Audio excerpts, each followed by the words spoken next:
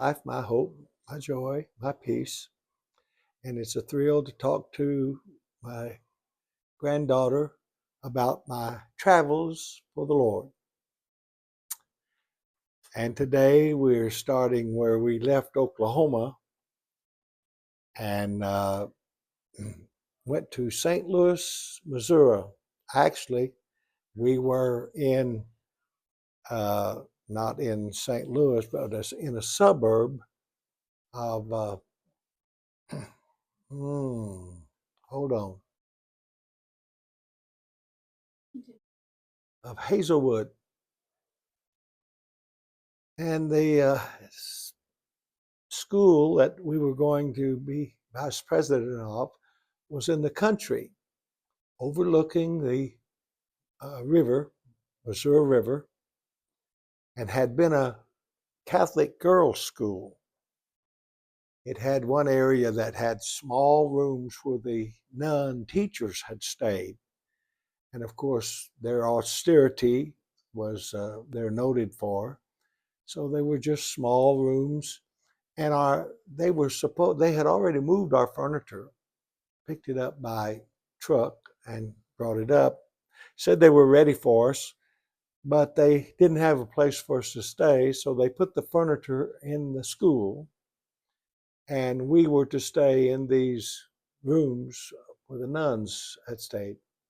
So we batched by putting a mattress on the floor and settled down to try to get ready to start school. After a few days, my wife walked down to the kitchen. She said, "Oh, they have a refrigerator just like mine," only to discover that they didn't have a refrigerator. It was ours. And they confiscated it and used it for the school. And we had to make other arrangements. But that's life, and that's the work of the Lord. Give, give, give, and then you give some more. Of course, Brother Parkey was the president, and I was the vice president. He lived in Kansas City, Missouri, and flew in on Mondays and flew home on Fridays. And I was the one that stayed at the school and did the day-by-day workings. We were very, very happy and surprised at the number, when the day came for us to start school, the number of students that had come. It was a central location. It was owned by the district. And it had been well received in Illinois and Missouri and, well, just all over. And we had, I believe it was 60 students that first year to start with, which is a very, very good number. It was interesting. Brother Parkey and I were walking in, and the students had lined up at the door to wait for the door to be open, and he was introducing himself and me. And some of them introduced themselves as bishop, reverend, prophet, and we just greeted them, whatever they told us to wear, and back, and made no comment. But after we got inside, Brother Parkey said, "My, these folks have a high opinion of themselves.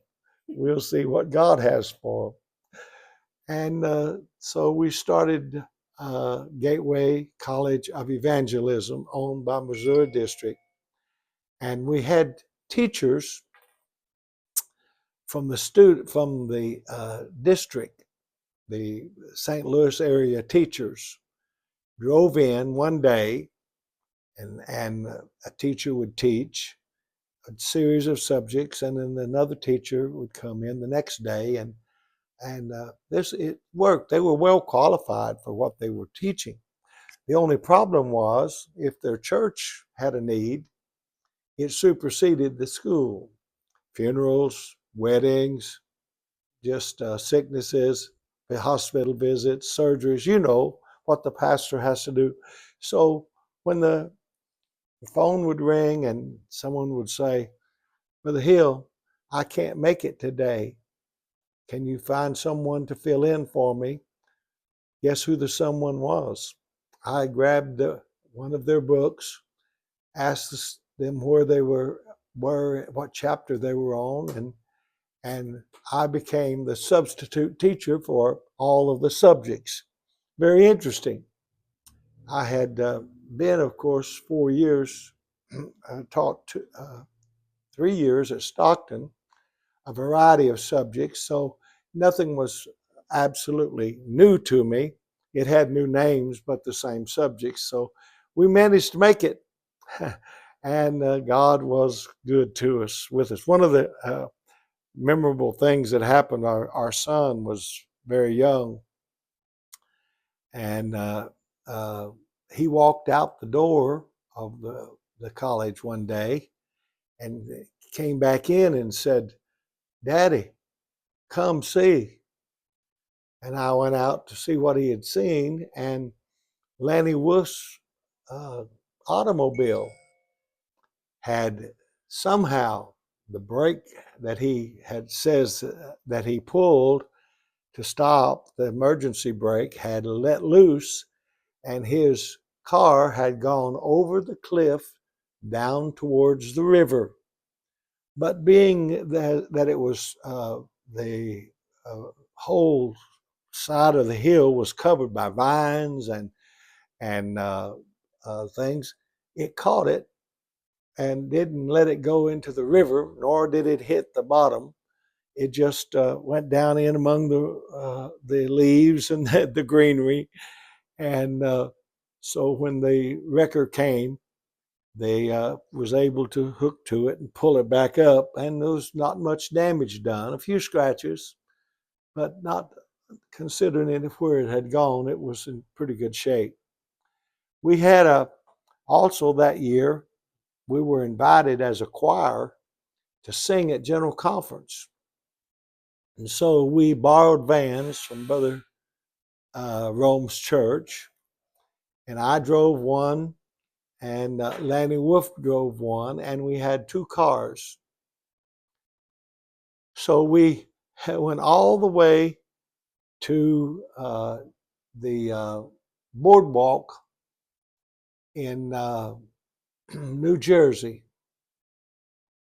to have the general conference and sing there. A new school with a new curriculum, new everything, and yet Lanny Wolf had written some songs for the different departments, and our choir was featured that year. And thankful the Lord helped us, and we felt a very good good results from their singing. Brother Lanny Wolf was a choir director. Whatever else about him was discussed, and who knows. But he was a choir director and a song writer. So eventually we moved from the from the school. Of course, the students came. We had to get out. So they couldn't find a dormitory. So they found two brand new 4 apartment buildings that were built by themselves in front of the old Saint Stanislaus uh, Catholic school, and they were for rent. They were brand new. They'd never been lived in. So we rented both houses.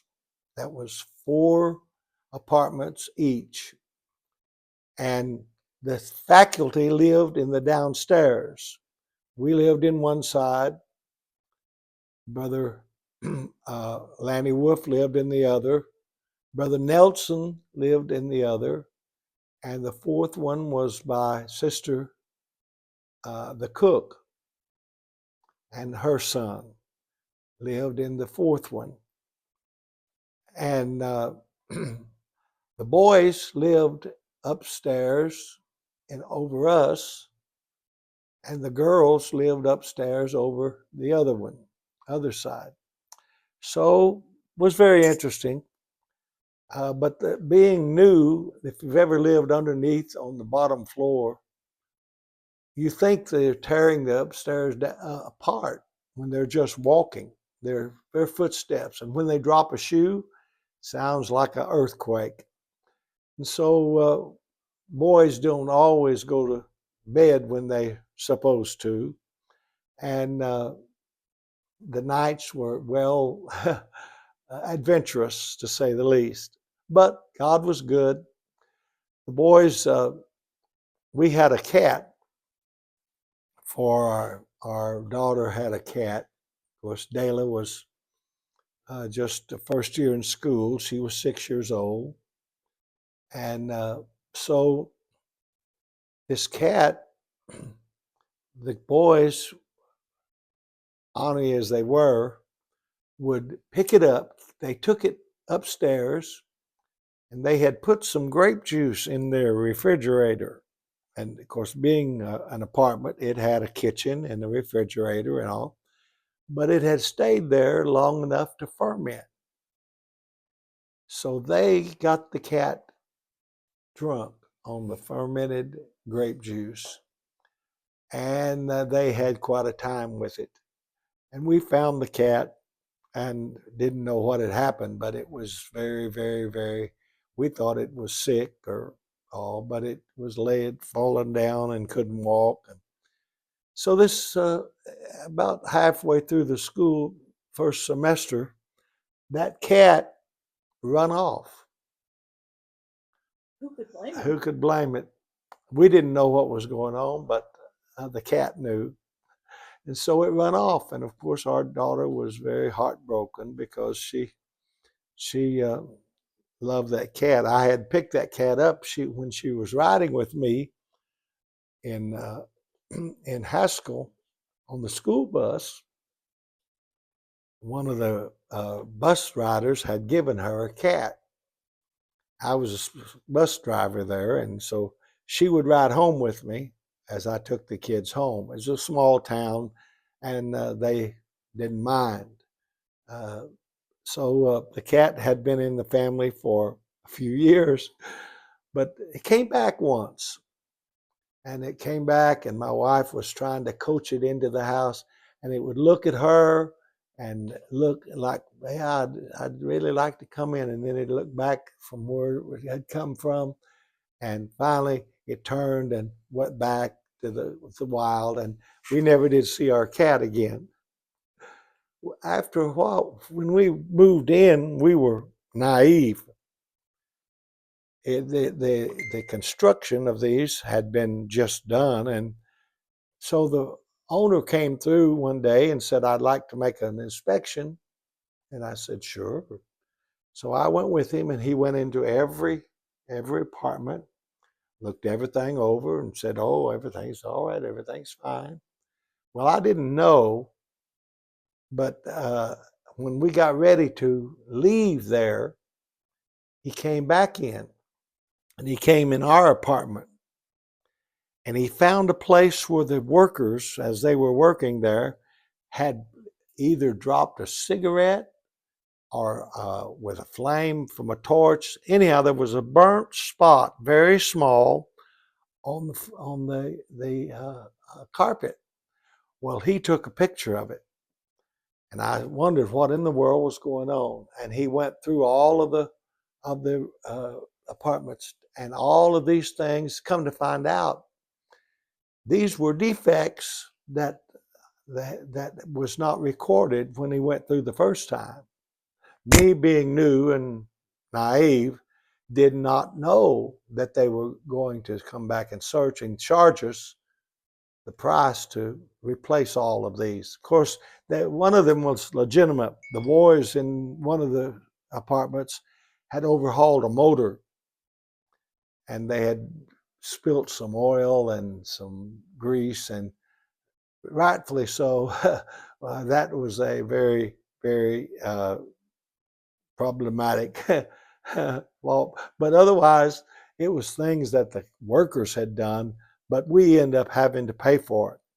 When we spoke to the man about it, Brother Parkey said, sir, don't you understand? This is a nonprofit. We're a church. He said, sir, if my mother owed me $1, I'd sue her for it. And if you don't pay, we're going to take you to court and sue you. So, of course, we paid. But we then found a house to move in and rented a house, had a basement, and had, I believe, 2 bedrooms. We had a little dog that was given to us. My mother thought that the kids needed a dog. We'd never had a dog in the house all of our life, but this little poodle, and this the neighbor kid let it out of the backyard, and my wife was trying to get it back in the yard.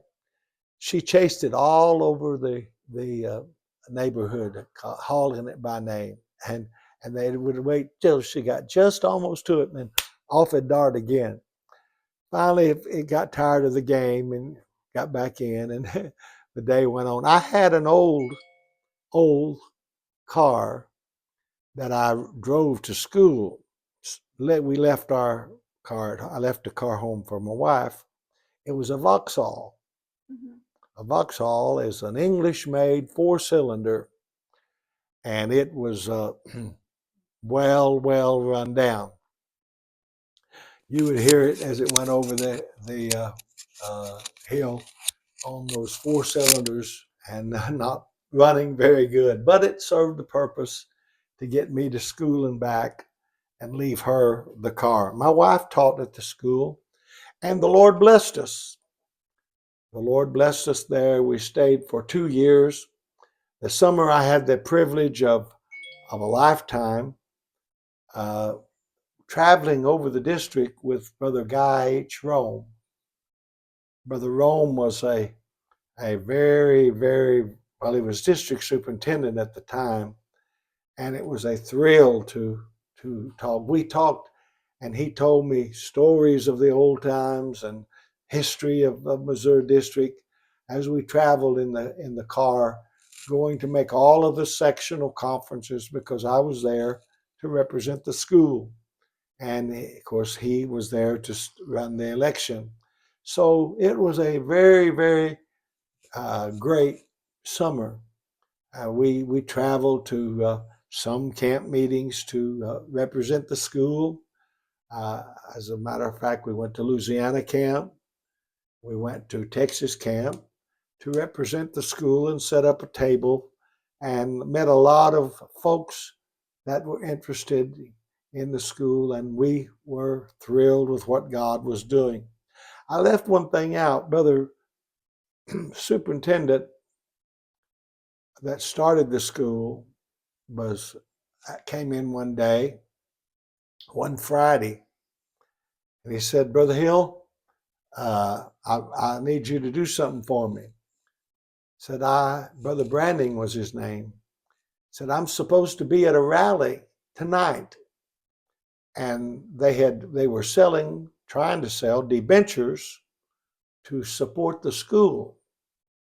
And the debentures, he was the representative. He had been a banker before he was saved and was interested in money and debentures, and was trying to sell debentures for the furtherance of the school. I said, "Brother Branding, I've never even had a debenture or known about a debenture."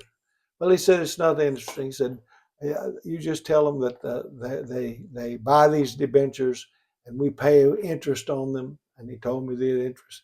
So I hurriedly run, changed clothes, jumped in the car. Wife took me to the airport. I got to the airport, got my ticket, and just as I got to the gate, they backed the plane out. The man that was at the ticket gate saw my dilemma. He said, "Just a moment." So he, on his phone that he had at his mouth, he called the pilot. They stopped the plane. They opened the gate, opened the door, and I rushed out onto the Terramount. And two of the stewardess took me one by either hand and pulled me up into the plane. And I barely made it to Kansas City to the rally to represent the school and sell the debentures. Great things happen at a situation like this. Hey, amen. At the after the second year, we needed boys' dorms, Mm-hmm. and so Brother Guy Rome had gotten in on with a well, they were a drafting company, and they had drawn plans up for a building to be built. Excuse me. They also had very strong ties in the government, the zoning, and in St. Louis they just do not zone for any mobile homes in St. Louis County. But by the help of Brother Rome and this company, we went before the city council, went before the zoning commission, and they allowed us to buy 20 mobile homes. Mm-hmm. We flew all the way to Indiana to the factory to order them. Brother Branding, Brother Rome, Brother Parkey, and myself, and several others, and went straight to the factory and purchased those 20 homes, mobile homes, and brought them back. And they brought them in and set them up. The only problem was we had to put in the plumbing. Being in the country, we had a septic tank. We had to have a septic tank. We had to have water lines. We had to have, of course, they were propane, and we didn't need the propane. But guess whose responsibility it became to set them up? Well, I got the privilege. I, being online after school, would work on the mobile homes, setting them up, setting the foundations up, putting in they dug all the ditches, but we had to put the lines in, and well, it was just a very, you can imagine trying to put in a mobile home park. Do you remember how much it was for all 20 of the mobile homes, or? No, I don't. I don't remember the price. In fact, I wasn't in on that. That wasn't my part of it. That was the district backed the school, and so they were simple mobile homes. They were just basic mobile homes, nothing fancy, because we were using them for Dormitories. boys' dorms, and boys are not known for their taking care of things, quote unquote. After we went through them, we found some interesting things that had taken place. Holes in the plywood, and just boys. And one night, one of the boys was going home from chapel. We had church on the school at the school, and so afterwards, and he was one that was very absent-minded, and lo and behold, he fell into the ditch.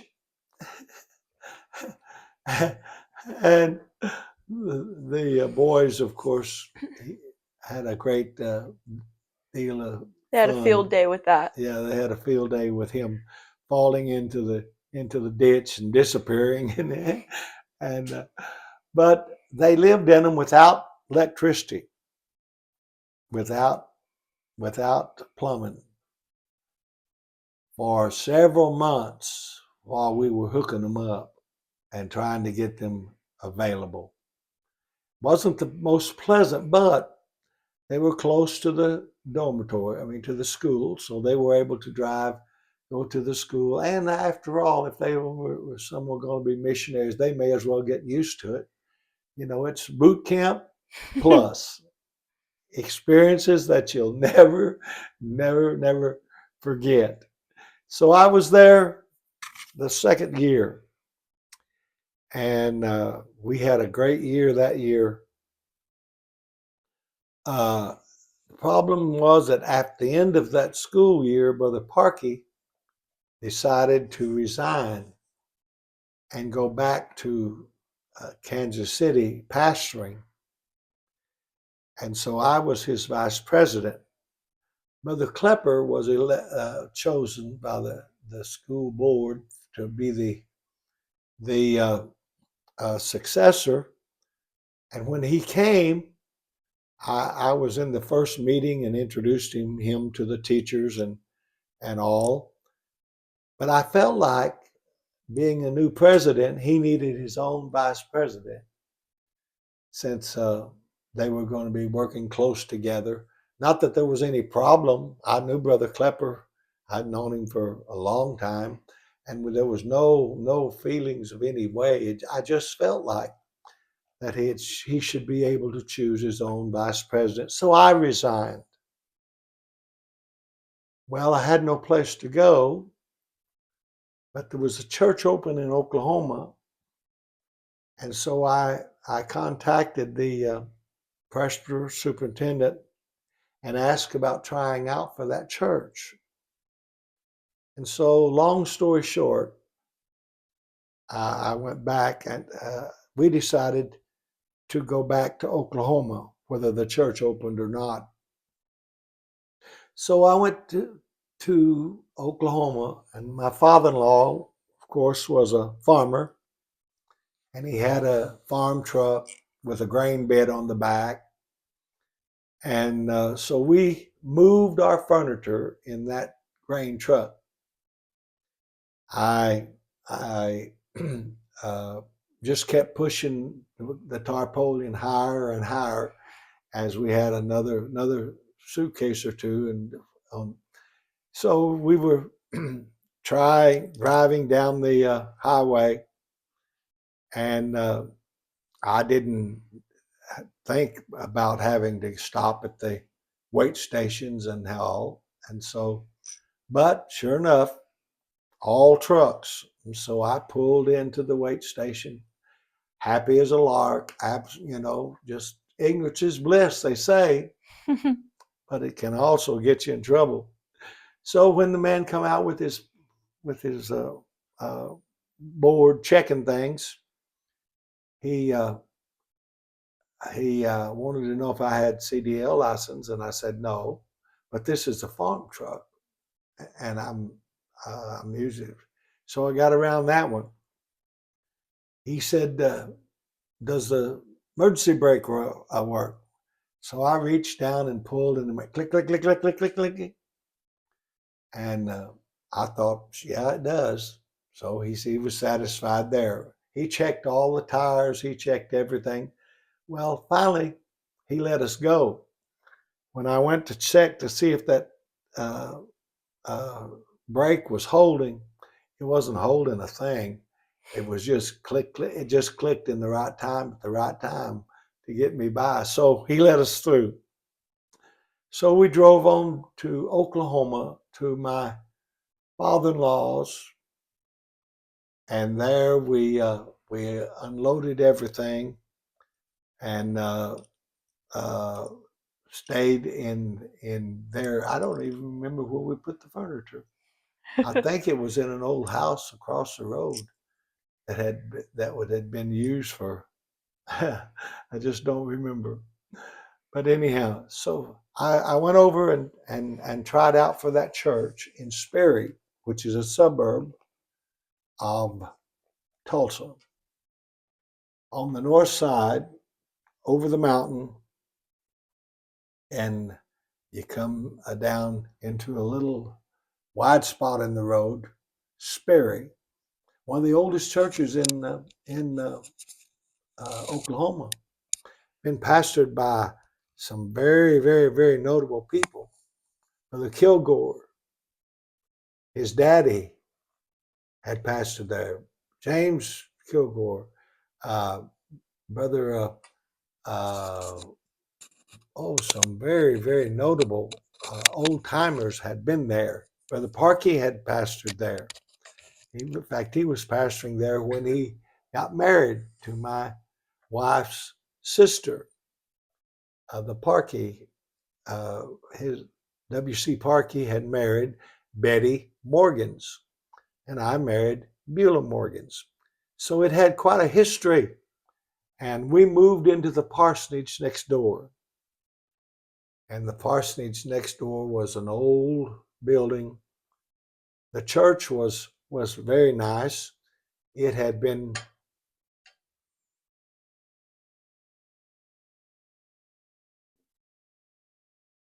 You're good. okay. It was very nice. They they had two office buildings at the back, and then the church had a slanted floor, and then a nice platform.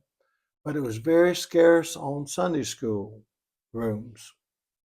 So we started pastoring there in Sperry, Oklahoma, and some of the finest people I'd ever pastored. They were people that knew how to worship God. Our worship services were the liveliest you could find. It was beautiful. We had a sister in the church that would dance. It's Brett calling. Oh, okay. Started a building program, adding a Sunday school edition on the back. And of course, we didn't hire it done. We did it all, the church people. And when it came to wiring it, I had had a little experience of wiring. So I wired the church, passed inspection. Oh, that little town didn't have inspections. And when it came time to tie into the lead line into the meter and take it all the way through the attic to the box on the addition, I didn't have them turn the electricity off. And I wired it into that meter with it hot. That's not the wisest thing for an amateur electrician to do. But what do you do when you have no money? You have nothing, no one to do it. You do it yourself. So I did it myself. And the Lord was merciful. All I got was a shock.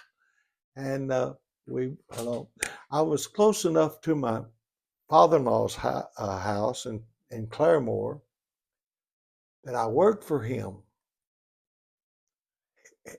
in the farm when he was cutting silage. I drove the truck. When he was running the combine, I hauled the grain in the truck. And when we were not at farming, he owned 3 lime trucks. In Oklahoma at that time, the government had a program that their farms were short of lime. So the government would pay so much on a per ton to have lime put on their land so that it would grow better crops. And it was a government assistance. So I drove a lime truck. I had lots of experiences with that. One day I was coming off of a 4-lane, and I had never driven air brake trucks with air brakes. Of course, they feel soft.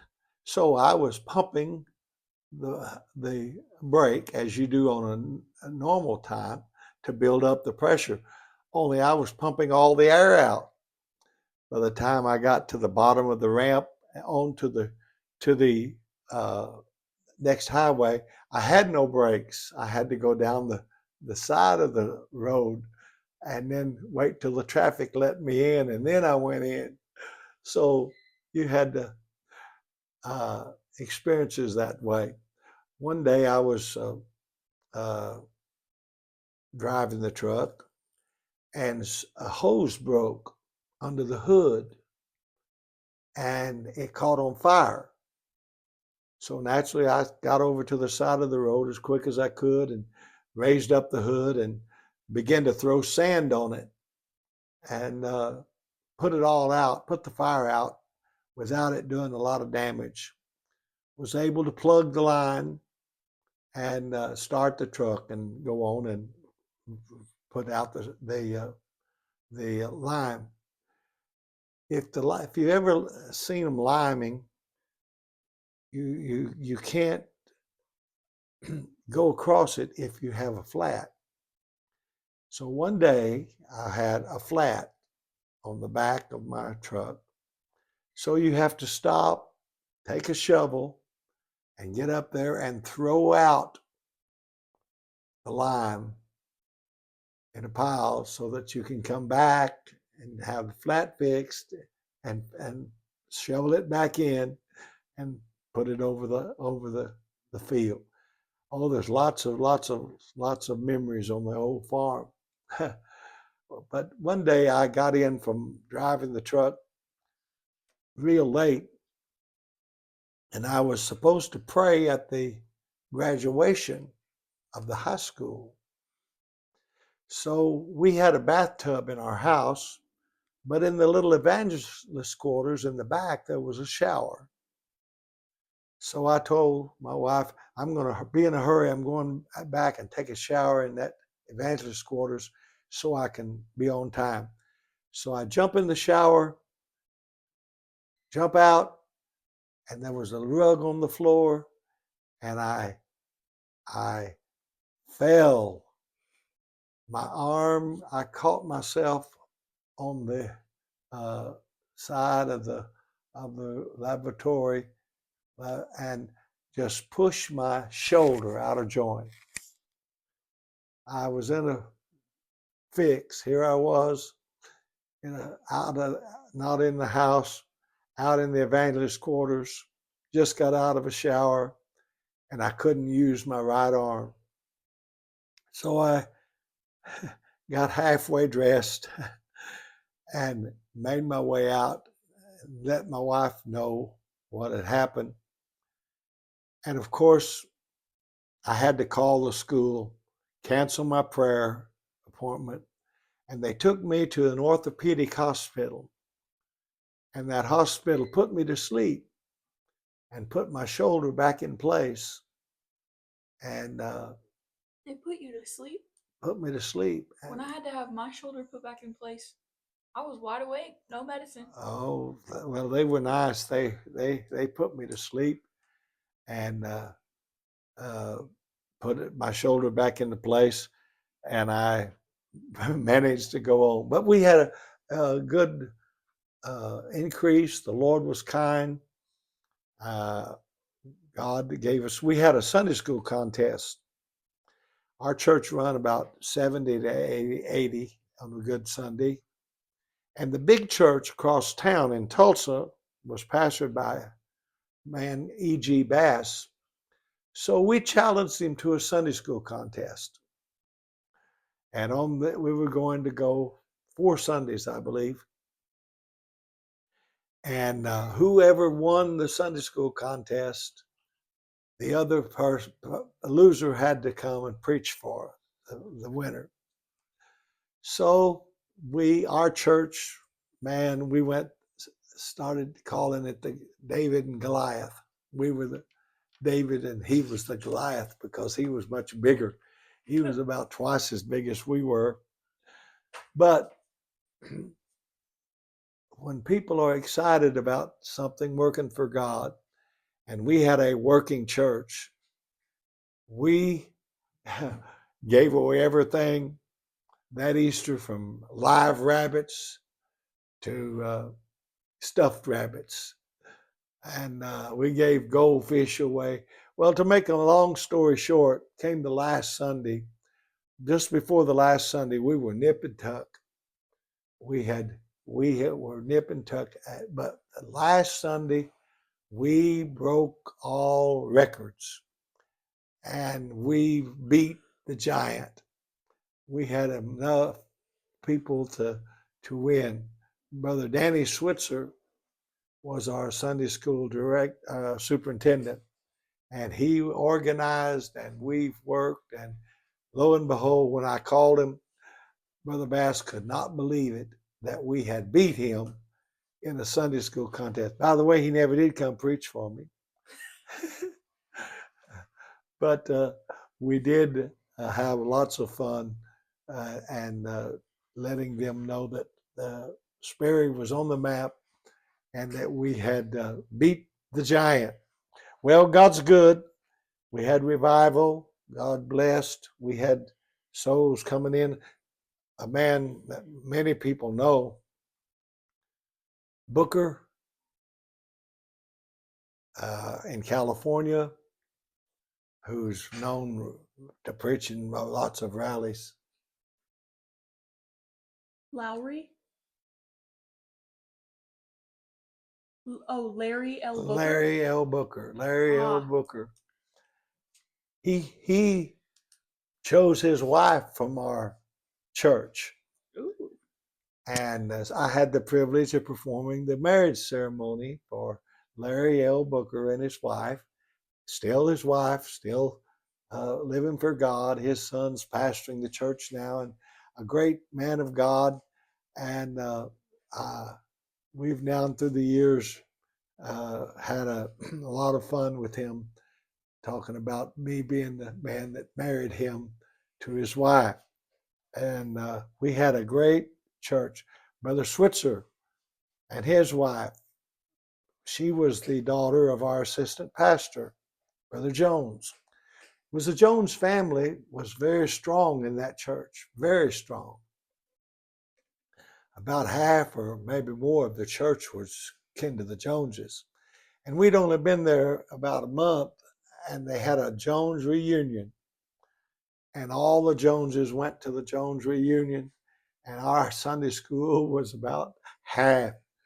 It's great to have a large family in the church, but when they have a family reunion, goodbye numbers, goodbye. But God is great. A lot of great memories there. A lot of things happened that God worked miracles.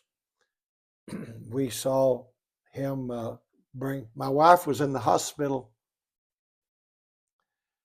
for surgery, and I preached that night over in a suburb of Claremore in a small church, and came home, and I went by the hospital and saw her, and then I drove. I started to drive home, and I drove around a little while just to clear my head of the hospital visit and all. And they came the nurse came into her room not long after I left, and wanted me. And she told them how to get a hold of me. Well, this was before cell phones, of course. And so when I got home, the phone rang, and a family from the church in Okmulgee, their daughter was giving birth to a child that they had given up as to die. And they wanted me to come pray for it. So after 11 o'clock, I went back up to the hospital, went in the back door through the emergency, went up to the children's ward, and they had already, being a Catholic hospital, they had already performed the baptism death rites for the baby. We prayed for that baby, and not anything we had done or take any glory, but the mercy of God, the power of God came down. And when I got to the door of that hospital, they called at the and stopped me and said that child has made a big change. He's breathing. He's going to live. God actually brought him forth back from the dead. And it's a great thing when God does the miraculous. We're serving a miracle working God. I've seen miracles, not as near as many as I'd like to have seen, but I've seen him heal cancer. I've seen him raise two people that, and this child from the dead, and actually twice more when they were feeling that they were actually dying. God brought them back alive because God is the same yesterday, today, and forever. Our memories of Sperry are great. I preached Brother Jones's funeral at Brother Switzer's church many, many, many years later. He was a fine assistant pastor, and we had a lot of great memories from what God has done. Quote,